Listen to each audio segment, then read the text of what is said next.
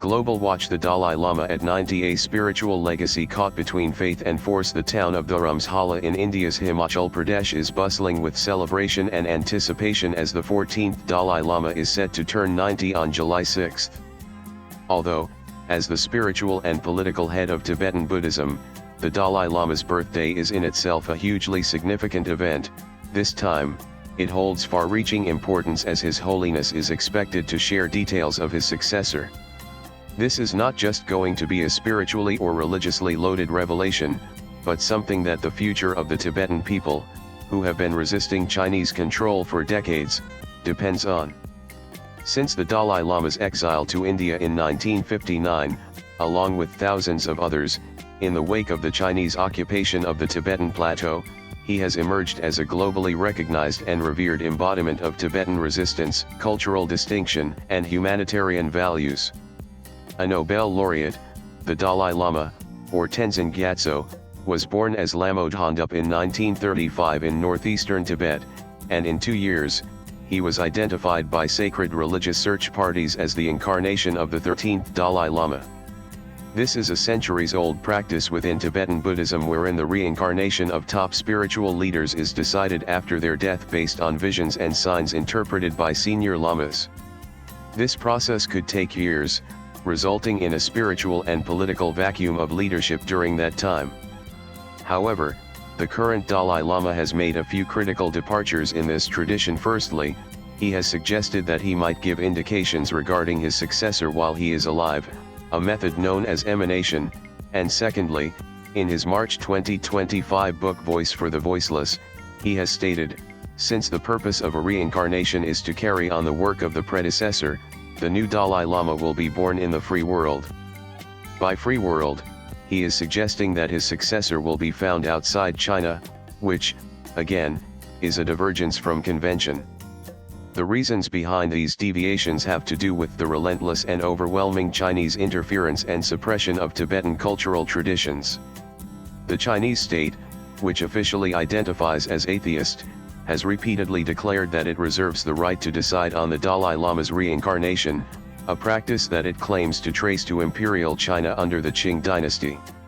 To that end, the Chinese Communist Party CCP wants to determine the next Tibetan Buddhist leader through the Golden Urn process, wherein the names of all possible reincarnations are drawn from a golden urn, and to preside over it, it has convened a committee comprising government-selected Tibetan monks and CCP officials. This is, in no way, the first time that the CCP has attempted to directly intervene in Tibetan Buddhist affairs.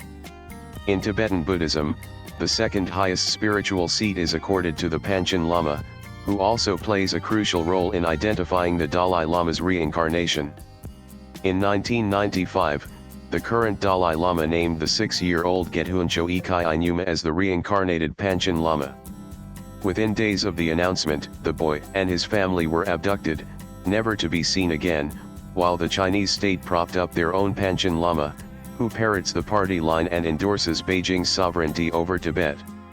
Therefore, the vital significance of the Panchen Lama in deciding the succession of the Dalai Lama was a chief motivation for the CCP to intercept this seat, which raises anxieties about the future of the figure of the Dalai Lama itself. As the Dalai Lama gets older, the apprehension that there might be two Dalai Lamas, one based on suggestions by the current Dalai Lama and another projected by the CCP, becomes more and more severe. Despite the Dalai Lama's repeated assertion of fighting for Tibetan autonomy through peaceful means, as opposed to separatism, the CCP has always painted him as a violent secessionist and a threat to Chinese nationhood. As early as 1996, China formally prohibited the display and possession of the Dalai Lama's images in Tibet, construing it as solidarity with Tibetan secessionism. Over the years, China has intensified its efforts at reshaping Tibetan society, severing the next generation from their language, culture, ways of life, and, most importantly, aspiration for autonomy. From uprooting thousands of Tibetans by forcefully relocating their villages to separating around 1 million Tibetan children from their families and coercing them into mandatory residential schools designed for their assimilation into the majority Han culture, the CCP has been bent on the cultural and demographic restructuring of Tibet. In fact, since 2023, China has begun referring to Tibet as the Xizang Autonomous Region in all official communications, demonstrating its fixation on the cultural erasure of the Tibetan identity. Swipe left for next video. From this perspective, the Dalai Lama's 90th birthday, around which he is expected to reveal details on his spiritual inheritance, goes far beyond being an event of spiritual religious significance. It is also a critical determinant of regional geopolitics and the direction of the Tibetan movement. As thousands of Tibetans, representatives of several other faiths, celebrated figures such as Richard Jair, and big political names congregate in the Dharamsala, all eyes will be on the Dalai Lama, or the protector of the land of snows, as he is hailed by his followers.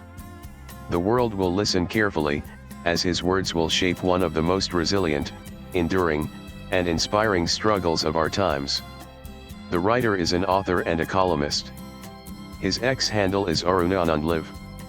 Views expressed in the above piece are personal and solely those of the author. They do not necessarily reflect News 18's views. Latest blogs.